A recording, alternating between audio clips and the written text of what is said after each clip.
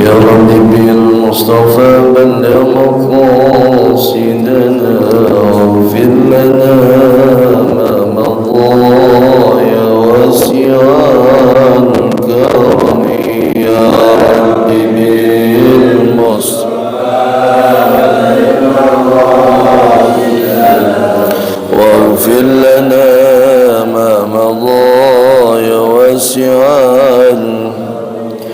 الله يصلي وسلم دائما أبدا على حبيبك خير الخلق كلهم يا رب بالمصطفى بلغ مقاصدنا واغفر لنا ما مضى يا واسع من تذكر جيران بذي سلامي مزيت دمعا جرى من مخلة بدمي يا رب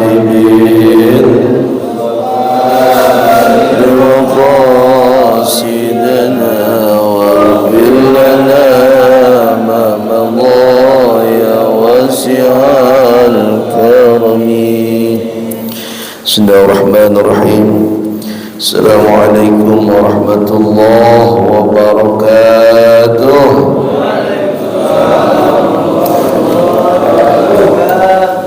Alhamdulillah, alhamdulillahilladzi amarna bil ittihadi wal i'tisami bihablillahil matin.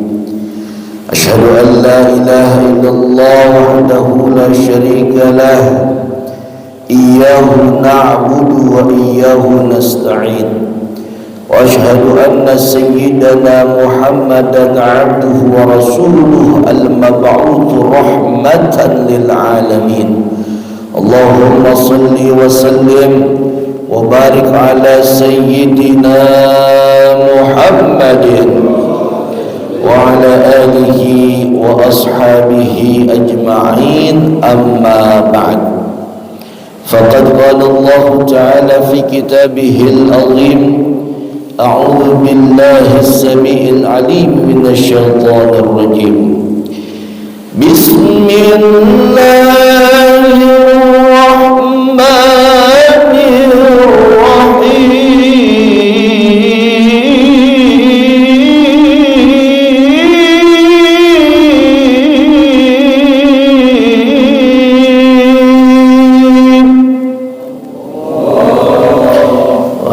Allah pelan banget rumahnya itu. Ngantuk apa khusyuk kan? Masya Allah. Inna a'tainakal kautsar fasalli li rabbika wanhar inna syani'aka huwal abtar. Sadaqallahul aliyil azim. Jamaah sekalian yang berbahagia, saya kenapa Pak kok mengawali dengan ayat tersebut? Karena kita sebentar lagi akan melaksanakan penyembelihan hewan kurban pada hari raya Idul Adha. Saya ingetin Pak, mudah-mudahan kita termasuk orang-orang yang diizinkan oleh Allah melaksanakan penyembelihan hewan kurban. Amin ya rabbal. Ini saya dengar sampai di sini udah banyak ini Pak ya. Ada 30 Pak. Lebih 30 sampai. Yang benar ente. Mudah-mudahan Pak semakin banyak yang berkorban, semakin banyak yang menikmati indahnya kebersamaan pada hari raya Idul Adha ya Pak ya.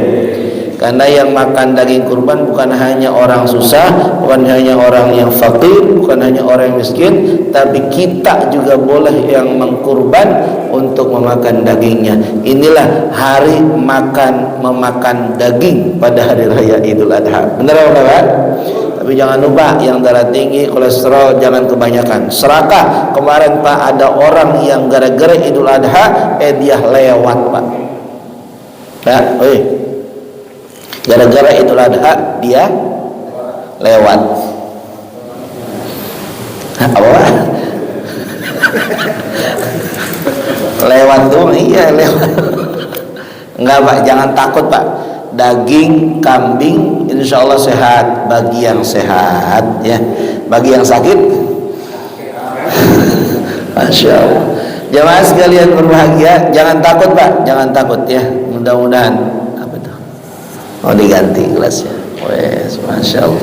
Jangan dibawa sono, sini aja. Jamaah sekalian yang berbahagia, ayah bersyukur kepada Allah dengan mengucapkan hamdalah, alhamdulillah. Bersalawat kepada Rasulullah SAW dengan mengucapkan Allahumma salli ala Sayyidina Muhammad wa ala ali Sayyidina Muhammad. Allahumma salli wa sallim alaih. Jamaah sekalian berbahagia, pada bulan yang lalu Pak, kita sampai kepada hadis yang ke-29.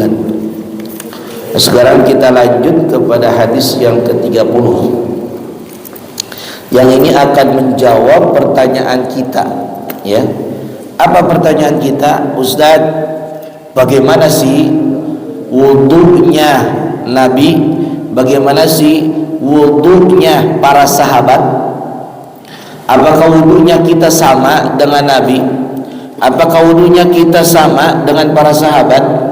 Yang kalau kata Allah dalam Quran, kuntum khairu ummah, sahabat itu adalah sebaik-sebaiknya umat Pak. Umat yang terbaik adalah para sahabat, kata Allah. Maka kalau kita nanti hasilnya beda dengan wudunya Rasul dengan wudunya para sahabat, maka wudunya kita yang salah. Tapi kalau wudunya kita sama dengan Rasul dan para sahabat, maka kita alhamdulillah sudah bisa mengikuti apa yang dilakukan oleh Nabi dan diikuti oleh Rasul, diikuti oleh para sahabat radhiyallahu anhum. Jamaah sekalian berbahagia, maka saya akan menyampaikan hadis yang ke-30 ini, yaitu adalah cerita bagaimana Sayyiduna Utsman. Siapa Pak? Ya, Sayyiduna Utsman ibni Affan, beliau melaksanakan wudunya. Bismillahirrahmanirrahim. An Humran ini yang menjadi sanadnya Pak dari hadis ini. Anna Utsman da'a bi wudu'in faghasala kaffaihi thalatha marratin thumma tamadmada wastanshaqa wastanthara thumma ghasala wajhahu thalatha marratin thumma ghasala yadahu al-yumna ila al-mirfaq thalatha marratin thumma al-yusra mithla dhalika thumma masaha bi ra'sihi thumma ghasala rijlahu al-yumna ila al-ka'baini thalatha marratin thumma al-yusra mithla dhalika thumma qala ra'aitu Rasulullah sallallahu alaihi wasallam tawadda'a nahwa wudu'i hadza muttafaqun alaihi. Bapak, saya baca hadisnya, paham apa kagak Pak? Ya. Udah jelasin Pak nih Pak ya, sedikit-sedikit, karena kalau ngaji subuh kalau kebanyakan ngantuk ya Pak ya. Tembok sudah sangat berharga sekali Pak sekarang. Wah, makanya duduknya yang kagak nyerandek biasanya tegak. Coba kalau dia kagak tegak ya, langsung jatuh ya. Kalau misalkan yang nyender insya Allah kuat ya Pak ya, kuat. Jemaah sekalian yang berbahagia Pak, hadis ini saya terjemahkan dari Humran. bisa dibaca humron, bahwa Sayyiduna Utsman dia berdoa, da'a biwudu'in, dia berdoa ketika wudunya. Utsman berdoa, Utsman melakukan rutinitas gerakan wudunya, maka yang pertama gerakannya apa? Faghassala kaffaihi thalatha marat, dia langsung mencuci dua telapak tangannya sebanyak 3 kali. Jadi pertama ngapain Pak? Mencuci tangan. Mencuci telapak tangan nanti ada caranya Pak. Apakah kita celupin itu di satu wadah atau bejana ataukah tidak boleh? Nanti dijelaskan. Sebab kalau zaman dulu Pak, yang namanya ngambil air wudhu itu di kolam. Di mana Pak? Kolam. Kalau kita sekarang ngambil air wudhunya di padasan, bukan di keran Pak sekarang. Zaman dulu nggak ada keran Pak, setahu saya padasan, ya Pak ya. Jadi ada satu wadah yang kemudian kita ambil bentuknya bulat atau bulat apa? Kotak atau apalah gitu modelnya. Lalu kemudian kita bolongin, nah itu yang namanya padasan. Karena apa? Menghindari namanya tersebut kalimat musta'mal. Karena musta'mal itu di dalam berwudu itu tidak boleh Pak. Musta'mal itu adalah air yang telah dipakai untuk berwudu. Maka salah satu caranya dengan menggunakan padasan. Begitu. Karena air yang kita miliki tidak begitu banyak, makanya musta'mal. Tapi kalau zaman dahulu saya waktu mondok Pak di pesantren, itu santri ratusan ribuan santri wudunya pada kolam yang sama Pak. Pada kolam yang sama. Dan wudunya pada kolam yang sama, airnya sedikit apa banyak Pak? Banyak. Maka itu bukan musta'mal, tetapi mungkin dari segi kehigienisan, kira-kira higienis apa enggak Pak? Agak. Ya itulah. Makanya kita sekarang di pondok juga sudah pada pakai keran semuanya Pak. Bukan hanya di Masjid Al-Ikhlas, bukan. Dengerin ini. Bukan hanya di Masjid Al-Ikhlas, semuanya begitu ya. Bahkan ada masjid yang sudah menggunakan cara-cara yang dicontohkan oleh Rasul, yaitu dengan duduk pada ketika mengambil air wudunya. Di sini kan belum ada duduk ya. Udah ada apa belum Pak? Besok pakai bangku kecil aja gitu. Sebab kalau misalkan banyak orang ribet juga Pak kalau duduk begitu. Nah jamaah sekalian yang berbahagia, jadi mencuci tangan itu 3 kali. Thumma tamat madho, kemudian dia berkumur. Nah berkumur ini Pak tidak dibilang salasa marrat, dia tidak dikatakan 3 kali, enggak. Tamat madho dia 1 kali. Lalu kemudian wastan syaqa wastan thara thumma ghassala wajhahu 3 marat.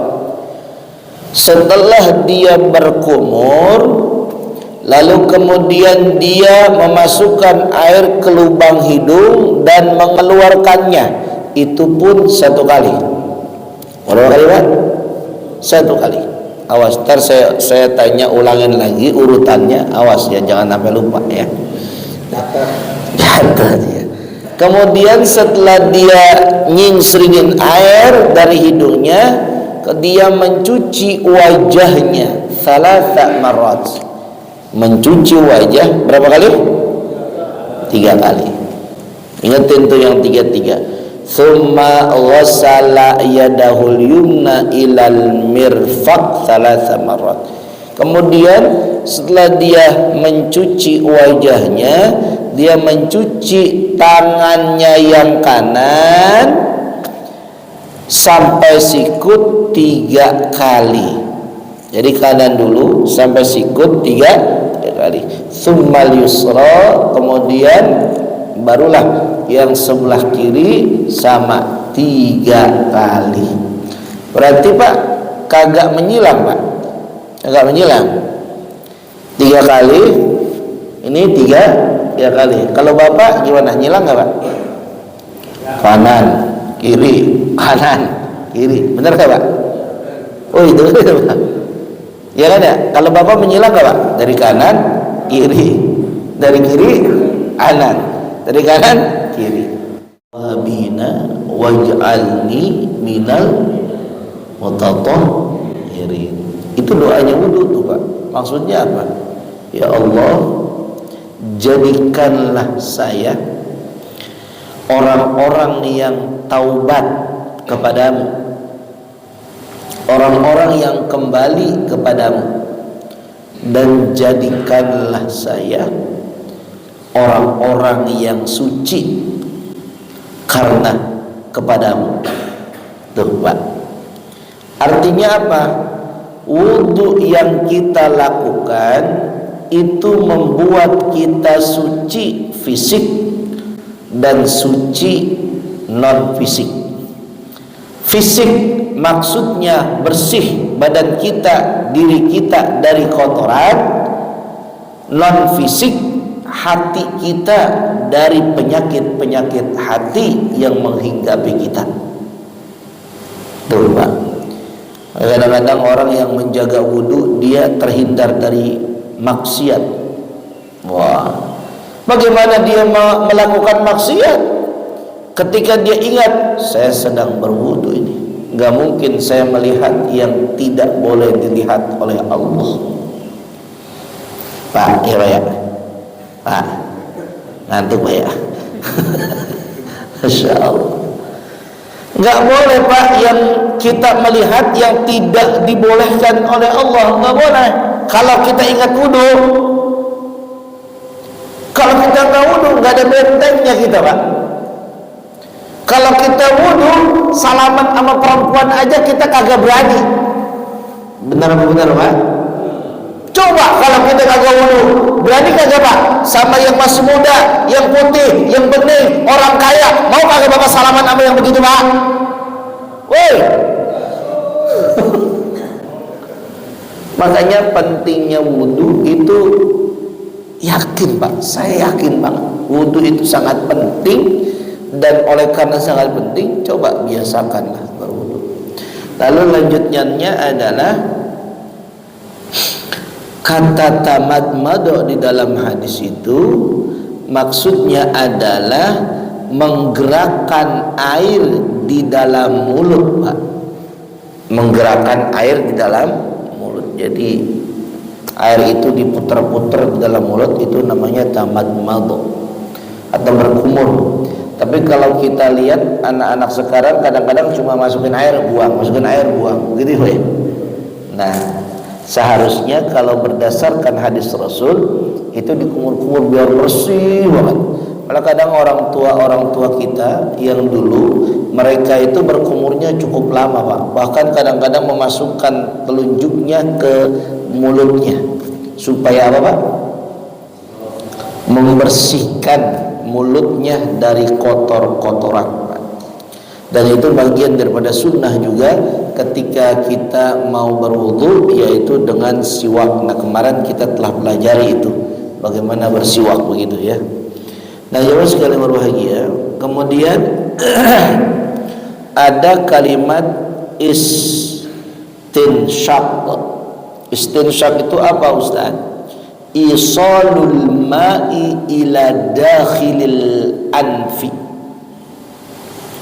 yaitu menyampaikan air atau memasukkan air kemana? Ke dalam hidung. Jadi kalau misalkan memasukkan, kita butuh benda untuk memasukkan air ke sini. Maka yang sunnah sebenarnya air itu diginiin, apa namanya, diraup lah, atau bahasanya apa sih Pak? ditadangin gitu ya. Lalu kemudian kita masukkan air itu ke hidung kita. Dan saya yakin orang yang memasukkan air ke hidung baru pertama biasanya perihnya minta ampun. Tapi kalau sudah kesekian kali, insya Allah tidak sakit dan tidak perih. Sampai aksahu, sampai ujungnya Pak, ujungnya hidung, sampai berasa. Nah, itu yang kriteria istinsyaq. Lalu kemudian ada lagi istinthar. Apa itu istinthar? Ikhrajul ma'i minal anfi ba'dal istinsyaq. Yaitu istinthar apa namanya ya? Memuncratkan gitu. Apa namanya? Memuncratkan air dari hidung setelah dimasukkan tadi. Nah, jadi kita memuncratkan. Berarti kalau muncrat itu jangan keluar dengan sendirinya, kita tambahkan dengan udara, dorongan kencang. Dan salah satu yang pernah saya sampaikan juga, itu penyakit stroke bisa sembuh dengan istinsyaq dan istinthar. Penyakit stroke, kalau yang punya stroke jangan langsung ke ini Pak, ke dukun, bahaya Pak. Kadang-kadang orang kagak mau ke dokter langsung ke dukun. Kata dukun, wah ente dikerjain sama tetangga ente. Nah, gitu. Dia orangnya rajin ke masjid, yang suka duduk nih, yang ngerjain juga kata dia nih, yang suka duduk dekat tiang katanya begitu. Itu kalau udah dukun bicara begitu Pak, yang sakit percaya baik sama dukun. Benar apa enggak Pak? Iya, padahal enggak begitu Pak. Yang namanya sakit itu cenderung daripada apa yang kita lakukan. Saya ulangin Pak, sakit itu cenderung daripada apa yang kita lakukan. Bapak sakit perut, kan ditanya sama dokter, coba kalau dokter, Bapak emangnya makan apa? Kan gitu ya. Saya pagi-pagi Ustaz dikasih bakso di Masjid Al-Ikhlas. Wah iya, pagi-pagi makan bakso. Baksonya pedas pakai sambal, pakai caos. Perih kagak perut Pak? Perih. Makanya besok jangan pakai bakso doang, pakai nasi. Tuh.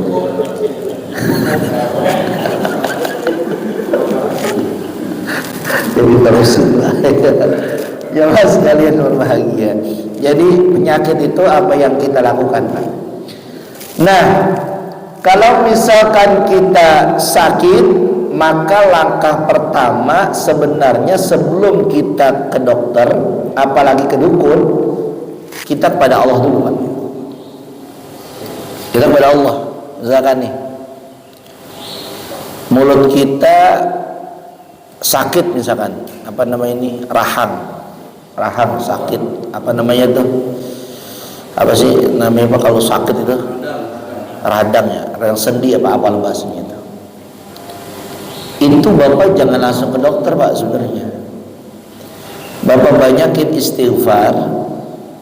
Wah saya ngomong apa nih ya, wah jangan-jangan saya ngomongin tetangga saya yang kemarin baru beli mobil baru ini masih.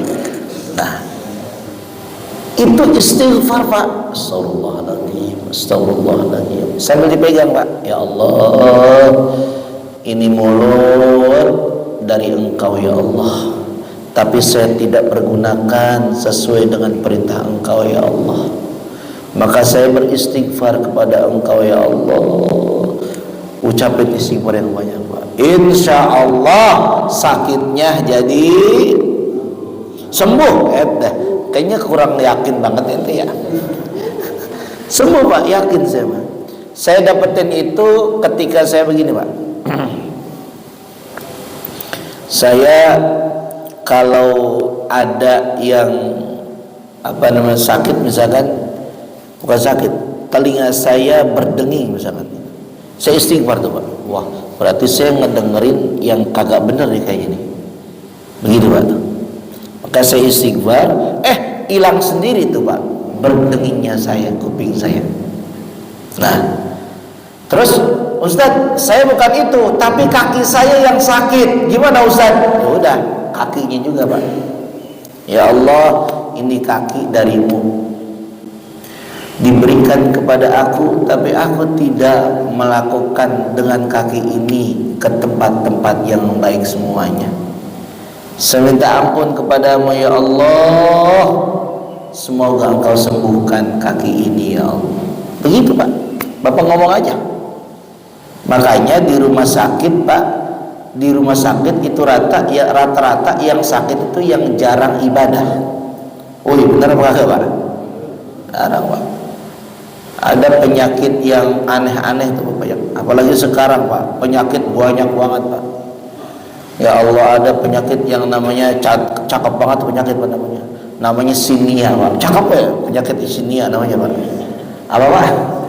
Sinia. Panjangannya nama panjangnya hernia. Kan begitu ya. Cakep kan nama Pak? Cakep Pak. Ya. Ada yang namanya si ini Pak. Siapa namanya? Si tensi Pak. Apa namanya Pak? Pak kepanjangannya namanya hipertensi. Dan cakep-cakep namanya Pak ya. Tuh. Kalau zaman dulu penyakit jelek semua Pak. Yang kagak bisa jalan namanya gempor, ya Pak ya. Kalau sekarang namanya cakep Pak, stroke kan gitu ya. Masya Allah. Tuh Pak. Jadi kalau kita sakit datangnya kemana Pak? Datangnya ke Allah. Ulangi lagi Pak ya. Kurang yakin Bapak jawabnya Pak ya. Kalau Bapak sakit datangnya kemana Pak? Allah. Sudah kepada Allah baru Pak kita syariat wasilah kepada manusia. Sebab kata dokter Pak, kata dokter, banyakin doa Bapak. Saya cuma sarana saja yang menyembuhkan Allah. Terus dalam hati gua begini Pak, dalam hati saya nih Pak. Nah, kalau gua yang nyembuhin Allah, ngapain gua datang ke lu? Bener gak Pak? Iya makanya kalau kata dokter aja ngomong begitu, ngapain kita datang ke dia? Udah bayar 200 ya Pak. Lah, elah. Mendingan kita datang ke Allah. Bener gak Pak? Baca Quran, di depan kita ada air. Air itu setelah baca Quran, kita minum air itu. Bismillah, sembuh ya Allah.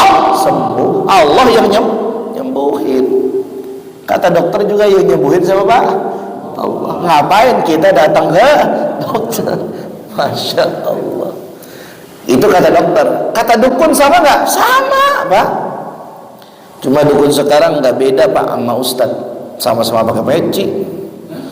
Ya Pak ya. Sama ustadz kacamata. Dukun sekarang nggak jauh beda Pak sama ustadz, nggak jauh beda. Pakai peci, pakai koko, pakai sorban. Kadang-kadang dukun ada yang pakai imamah Pak begitu. Ada nggak yang begitu Pak? Banyak sekarang Pak. Masya Allah. Ya itulah Pak ya. Kita lanjutkan. Sampai di mana Pak? Masya Allah. Tuh Pak ya. Lalu kemudian Pak, ghassala wajhahu itu maksudnya adalah membasuh mukanya. Bagaimana caranya? Ijra'ul ma'i 'alal 'udwi, mengalirkan air ke anggota wajahnya. Mengalirkan. Jadi kalau mengalirkan berarti kalau air itu mengalir dari bawah atau dari atas Pak? Dari atas. Jadi kalau kita bahasanya mengalirkan, kita dari atas Pak. Tapi kebanyakan kita kagak begitu. Coba air ditampung lalu kemudian gini, ya Pak ya? Lagi gini, ada anak kecil gitu doang kan? Itu mengalirkan bukan itu? Ada begitu. Ada bocah kecil loh, bocah. Tapi bagus nih bocah, subuh-subuh udah datang ngaji, bagus bocah ini. Mudah-mudahan bocah jadi anak yang soleh itu ya. Anaknya siapa itu? Anaknya soleh bukan itu? Masya Allah. Coba, berarti kalau ijra'un itu mengalirkan dari atas Pak. Air itu kita tampung, kita arahkan dari sini ke bawah. Itu namanya mengalirkan air ke wajah kita. Makanya di sini katakan wa yundabu ayyabda'a bi a'la wajhi. Disunahkan memulainya dari yang atas ke bawah. Dari atas, Pak. Dari sini Mas ini. Sini. Dicuci itu, Pak. Dicuci. Jangan sampai kita cuma kena air doang. Ini mah Bapak kalau wudu yang sempurna pada bulan Ramadan doang ya Pak ya. Kayaknya orang kalau wudu bulan Ramadan lama banget itu Pak. Itu kumur-kumur gak ada kali 3 kali, 4 kali, 5 kali Pak. Tapi yang keluar kadang-kadang cuma 2 kali. Masya Allah. Ya itulah Pak ya. Nah jamaah sekalian yang berbahagia. Ilal mirfaq, ada kalimat ilal mirfaq, yaitu maksudnya adalah kepada sikut. Jadi kalau misalkan tangan kita dibasuh itu sampai sikut, jangan sampai setengah lengan Pak, jangan sampai. Kadang-kadang kita menggulung bajunya itu enggak semua Pak. Misalkan kita bajunya sempit nih lengannya, itu cuma segini doang nih Pak nih, kagak seluruhnya. Nah kalau sampai sini berarti belum sikut, belum full Pak sikutnya. Harusnya sikut berarti bajunya harus sampai sini Pak nih, lengan bajunya. Nah kayak baju-baju zaman sekarang kan ada yang model slim fit Pak ya, slim fit kan, itu kalau dinaikin susah nggak Pak? Susah. Makanya kalau dia yang tua jangan pakai baju gitu dah, jangan. Bener Pak, susah. Mendingan pakai koko yang oblong gitu Pak ya. Nah, kalau saya masih muda nggak apa-apa gitu. Ya artinya kalau yang koko, makanya koko kebanyakan kan nggak pakai kancing deh Pak. Kan gitu ya. Nggak pakai kancing, dan itu ketika dia dilipat untuk berwudu sangat mudah. Tapi kalau model kancing begini ribet Pak, susah. Tapi alhamdulillah untungnya saya sudah wudu di rumah, nggak pernah saya wudu di sini, kan begitu Pak ya. Kan begitu. Kenapa ketika kita di kamar mandi lalu kemudian kita langsung ditutup dengan berwudu Pak. Dan itulah kebiasaan yang dilakukan oleh orang-orang soleh zaman dulu Pak. Ketika dia selesai daripada kamar mandi pasti dia tutup dengan berwudu Pak. Begitu supaya apa? Wudunya tetap terjaga. Dan kadang-kadang kita sholat di masjid atau di musola, masuk ke kamar mandi, habis itu kemudian sholat, dari wudu kemudian sholat, habis itu dia berhadas lagi, tidak wudu lagi. Itu kebiasaan kita.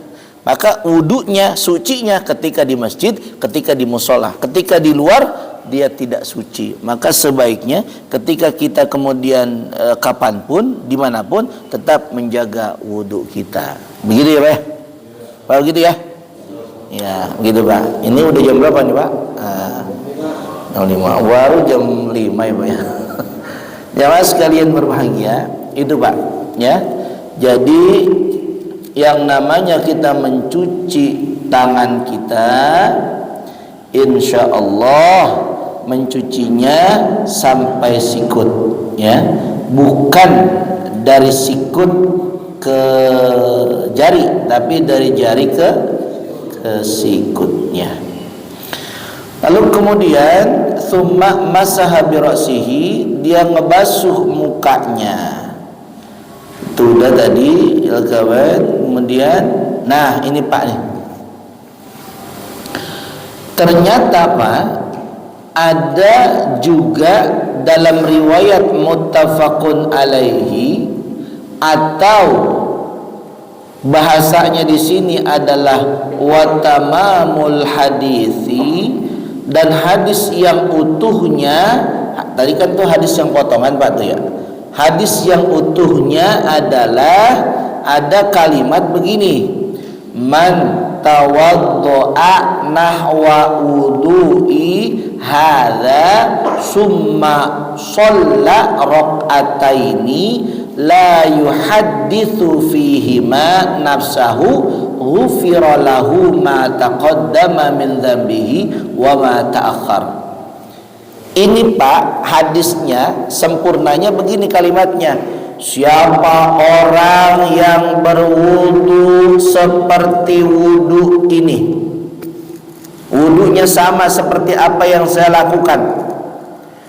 Kemudian dia melaksanakan 2 rakaat sholat sunnah. Berarti ini sholat sunnah apa Pak? Wudu. Tuh, sholat sunnah wudu. La yuhadditsu fihima.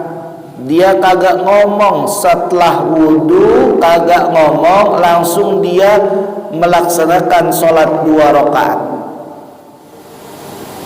Ghufira lahu ma taqaddama.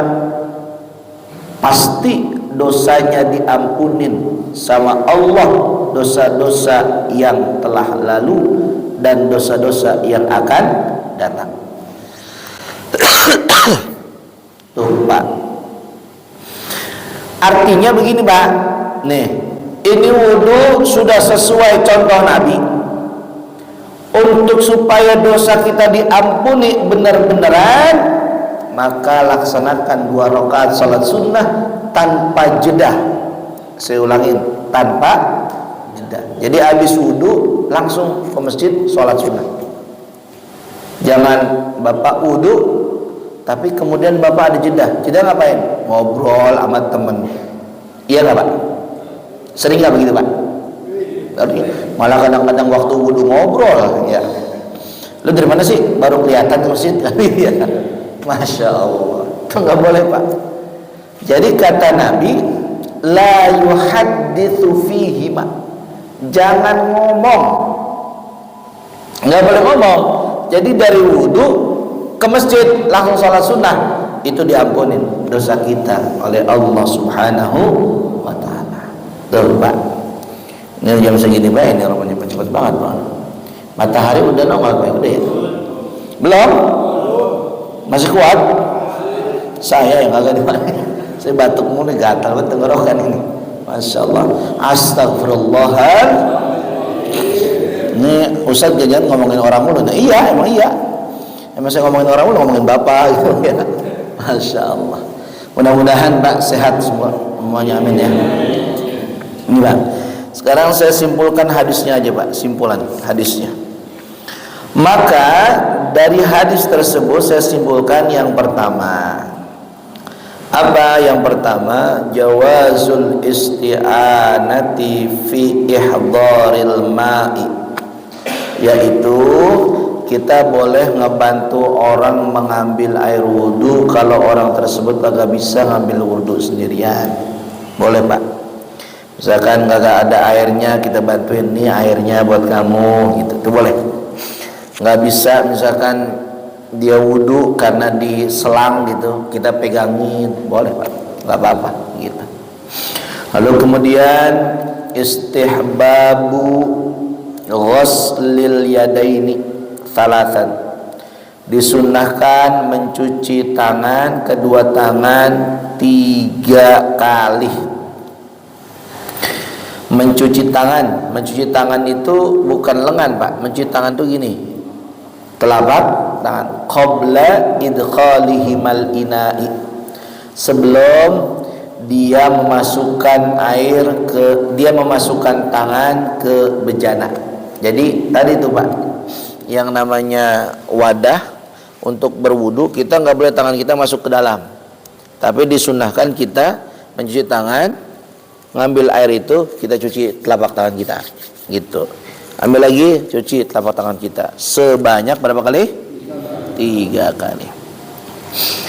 Istihbabut tathlith salasan fi ba'dil a'dha'i, maka disunnahkan 3 kali, tapi itu sebagian anggota wudu Pak, tidak seluruhnya ya.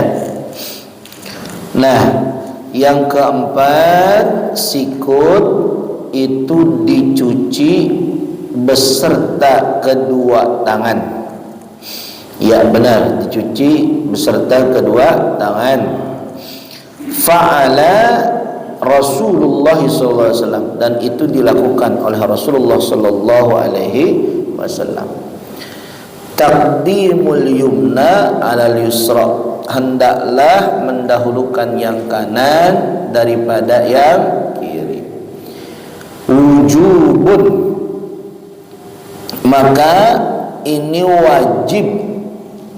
Wujubun mutlakun, wajib secara mutlak membasuh kepala. Jadi dikatakan bahwa ngebasuh kepala ini rukun, Pak. Apa, Pak? Rukun, wajib, nggak boleh tinggal. Kalau tadi itu kan yang berkumur-kumur, boleh nggak usah ditinggal, boleh, itu sunnah. Tapi kalau membasuh kepala itu rukun daripada wudu.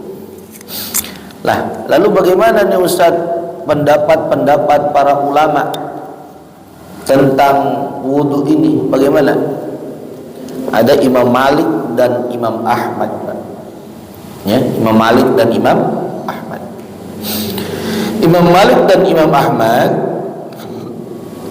dia mengatakan bahwa membasuh kepala itu adalah wajib. Apa, Pak? Wajib. Lalu kemudian daripada pendapat yang lainnya, yaitu mencukupkan, ini zahaba ilal iktifa bi ba'di ra'si aktsar ulama minhum asy-Syafi'i. Jadi ada yang mengatakan wajib seluruhnya kepala dibasuh, ada yang mengatakan kagak semuanya, sebagian saja dibasuhnya. Nah, ada beberapa pendapat dari ulama begitu. Makanya Bapak jangan heran, Pak, ketika membasuh kepala ada yang beda-beda orang. Ada yang cuma ini doang, ada yang dibasuh kepalanya, Pak, dari depan ke belakang, dari belakang ke depan. Ada yang pernah umroh nggak? Orang ada yang wudu begitu kan? Nah, kalau di sini sama semua, saya yakin sama semua. Kayak gitu ya. Kalau di sana enggak, Pak, beda-beda. Karena memang ada pendapatnya yang mengatakan dibasuh dari depan ke belakang, dari belakang ke depan. Ada yang cuma sekali doang pendapatnya. Tetapi dengan pendapat para ulama itu menjadi rahmatan lil alamin bagi kita. Kita boleh melakukan sesuai dengan apa yang kita mampu melakukannya. Begitu. Lalu kemudian ada masyru'iyatut tartibi, disyariatkan harus tertib, Pak. Tertib. Enggak boleh kita ngacak-ngacak. Ya. Malah bahkan Imam Syafi'i dan Imam Ahmad itu mewajibkan harus tertib. Jadi kalau cuci tangan terus sampai kaki itu harus berurutan. Itu Imam Syafi'i dan Imam Ahmad mengatakan wajib. Sedangkan Imam Malik dan Abu Hanifah itu mengatakan sunnah, agak wajib, itu urutannya agak wajib. Tuh, Bapak pilih yang mana, Pak? Yang berurutan apa yang kagak? Yang berurutan, ya kan ya? Karena kebanyakan kita adalah memang daripada Asy-Syafi'i. Lalu kemudian at-ta'limu bil fi'li ablaghun minat ta'limi bil qawli. Ngajarin dengan perbuatan itu lebih bagus daripada ngajarin dengan kata-kata. Ini praktek ya. Makanya saya ngaji begini nih nggak bagus, Pak, nih. Masih kalah bagus dengan kita di depan wudu, tuh, Pak, depan wudu kita baris praktek wudu, itu lebih bagus di sono, Pak. Ayo, Pak, udah siap-siap, Pak? Siap enggak, Pak? Gitu, Pak? Kesono siap? Benar, Pak? Saya enggak siap, ya. Enggak siap-siap. Yang bagus memang begitu, Pak. Iya enggak, Pak? Iya, makanya kalau dengan kata-kata begini mudah dipelajari tapi mudah dilupakan. Tapi kalau misalkan kita praktek susah dipelajari tapi insyaallah tidak pernah dilupakan. Begitu. Lalu kemudian masyru'iyah, disyariatkannya membasuh kepala 1 kali. Dah, Itu saja penjelasan hadis daripada berwudu ini yang disanadkan oleh Humran, yang menjelaskan tentang wudunya Utsman yang ngikutin wudunya Nabi kita Nabi Muhammad sallallahu alaihi wasallam. Ada yang mau bertanya, Pak? Silakan. Kalau enggak ada, kita cukupkan sampai di sini. Fadhal.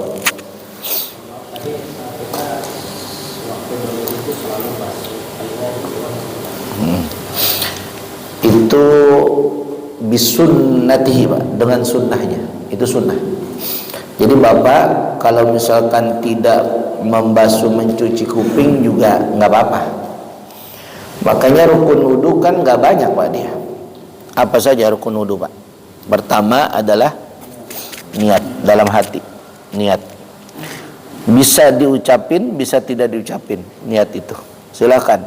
Tapi jumhur ulama mengatakan niat itu dalam hati. Sepakat nih, Pak, niat dalam hati. Adapun yang namanya ngucapin itu bukan niat, namanya talaffuzun niyah. Ngucapin untuk takkid saja, menguatkan saja. Maka setelah niat dalam hati, lalu kemudian bukan cuci tangan, Pak, rukunnya mah bukan.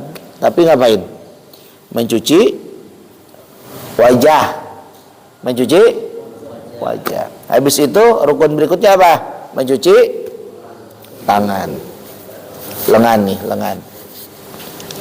Habis lengan apa, Pak? Baru kepala. Habis kepala baru kaki. Kuping nggak masuk daripada kategori wajib, meskipun ada yang mengatakan wajib. Saya pernah baca dalam satu pendapat kuping dikatakan wajib, karena antara kepala sama kuping itu ada yang disamakan, Pak. Ada yang disatukan gerakannya. Pernah dengar, Pak, hadisnya? Woi, belum ya? Nah, makanya pentingnya ngaji subuh begini, Pak, nih ya. Tapi ngantuk sih, Pak, ya. Gitu ya. Jadi Bapak itu ada satu riwayat, kalau nggak salah saya pernah baca, itu dia membasuh kepala bersamaan dengan air membasuh kuping. Maka kuping itu disamakan dengan kepala. Kalau kepalanya wajib, maka kupingnya wajib. Gitu ya, Pak, ya.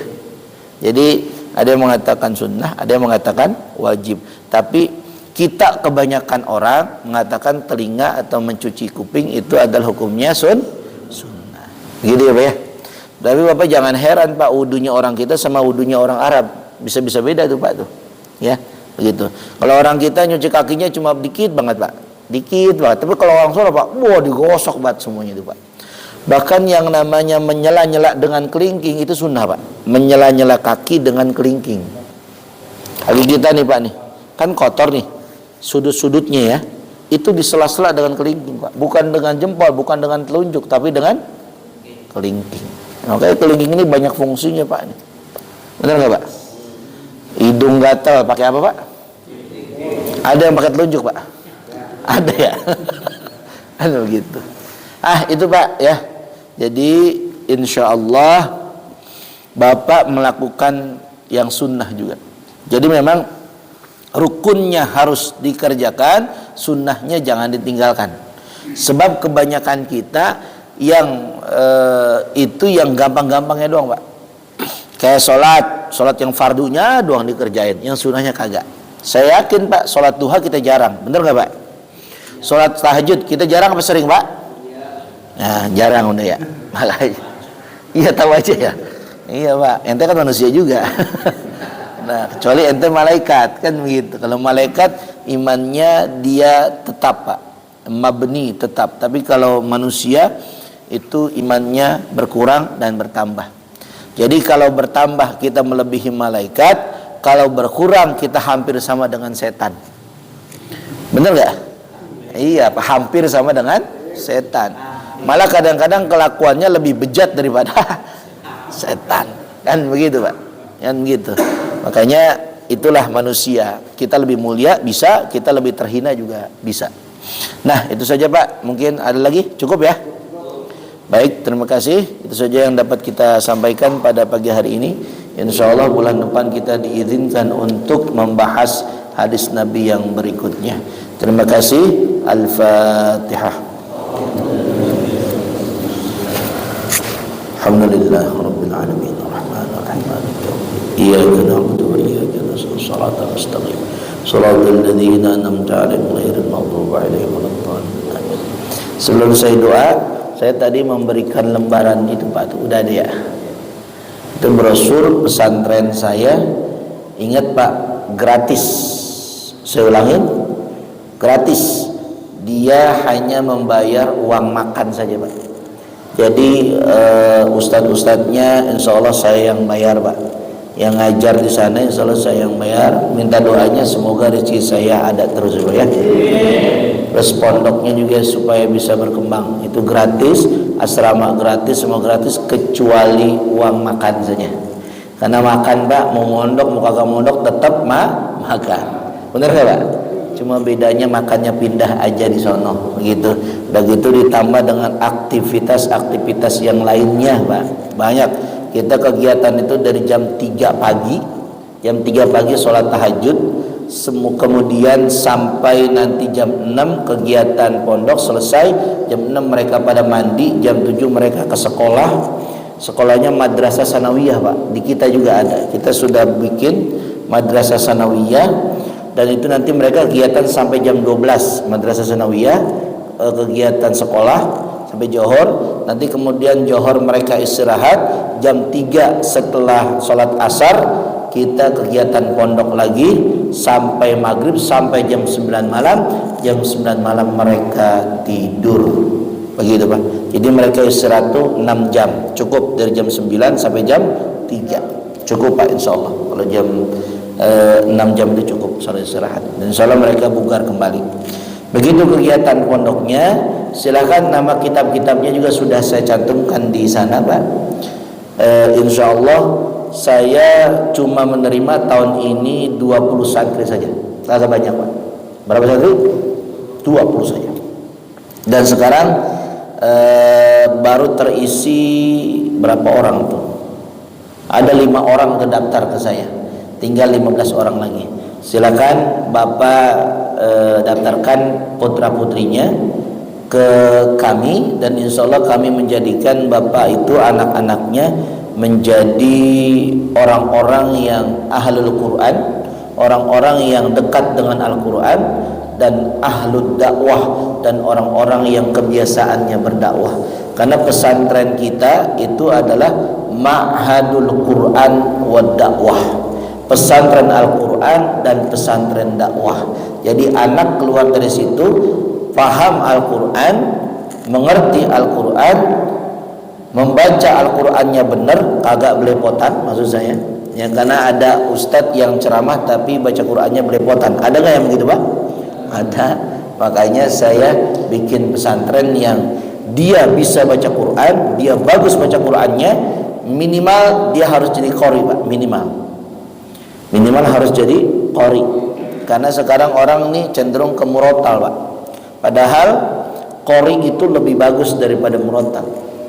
Saya ulangin Pak, qori itu lebih bagus daripada murotal. Pasti orang yang baca Quran dengan qori, dengan mujawad, itu lebih nilainya di hadapan kita ketimbang yang baca murotal. Benar nggak Pak? Semua orang bisa baca murotal, tapi tidak semua orang bisa baca mujawad. Gitu Pak ya. Ini harus kita utamakan Quran. Yang kedua, dakwah. Semua orang bisa belajar agama, tapi tidak semua orang bisa berdakwah. Benar gak Pak? Nah, sebab kenapa? Di akhir zaman ini pentingnya dakwah itu sangat luar biasa penting Pak. Orang soleh banyak, tapi orang yang membuat orang soleh itu sedikit Pak. Saya ulangin Pak, orang soleh banyak, tapi yang membuat orang soleh itu tidak banyak Pak, sedikit. Makanya saya buat pesantren ini, pesantren Quran dan dakwah.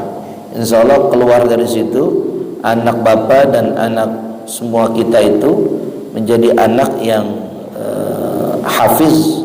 Karena saya punya target itu 1 tahun itu berapa juz Pak? 1 tahun. Karena kami dulu di pesantren itu setoran, setiap setoran itu 1 halaman. Setoran sama kiai ini 1 halaman. 1 halaman itu bisa dikejar berapa hari? Tergantung santrinya. 1 hari bisa hafal tuh 1 halaman. Iya nggak? Bener nggak? Bisa ente 1 halaman 1 hari. satu halaman mah sama, kecuali satu surat. Nah, kalau satu surat itu surat apa dulu, tapi kalau satu halaman ya sama, satu halaman ya satu halaman gitu. Ngerti kan ya? Iya. Nah, kalau satu halaman dulu kita bisa. Dulu waktu saya umur berapa tahun ya? 17 tahunan lah saya. Itu mah gampang Pak ya. 17 tahun itu masih otak masih gampang ya Pak ya. Kalau sekarang kayak Bapak bisa Pak? Bisa Pak? Jangan pesimis Pak. Karena orang Islam zaman dulu masuk Islamnya udah pada tua. Abu Bakar tua apa muda Pak? Bisa nggak ngapal Quran? Bisa. Ente udah tua, masa kalah sama Abu Bakar? Salah Pak. Muda sama tua sama baik, tergantung imannya. Kalau imannya kuat, mantap, hafal Quran 30 juz dalam waktu sebulan. Amin. Gitu. Jangan lagu dangdut mulu dihafalin itu. Lagu dangdut perasaan gitu ya. Mas, hafal iyalah, modal gua baca ya. Dah, itu saja ya yang dapat saya sampaikan. Silahkan Bapak nanti daftar ke saya. Ini juga di online ada yang bertanya, Ustaz alamatnya di mana? Alamatnya di Kampung Selangcau RT 02 RW 12 Kelurahan Wanasari Kecamatan Cibitung Kabupaten Bekasi. Itu alamatnya. Untuk lebih jelasnya nanti boleh kita japrian saja gitu ya Pak ya. Terima kasih. Marilah kita angkat kedua tangan kita. Semoga doa-doa kita dikabulkan oleh Allah Subhanahu wa taala. Sallallahu alaihi wasallam nahiyal karim al-karim Allahumma shalli ala Muhammad fil awwalin wal akhirin wa sallim ala Allah tabaraka wa ta'ala sadatina rasulillah ajma'in. Bismillahirrahmanirrahim. Alhamdulillahi rabbil alamin. Allahumma shalli ala sayyidina Muhammadin. Allahumma ighfir lana dhunubana wa liwalidina warhamhum kama rabbawna shighara.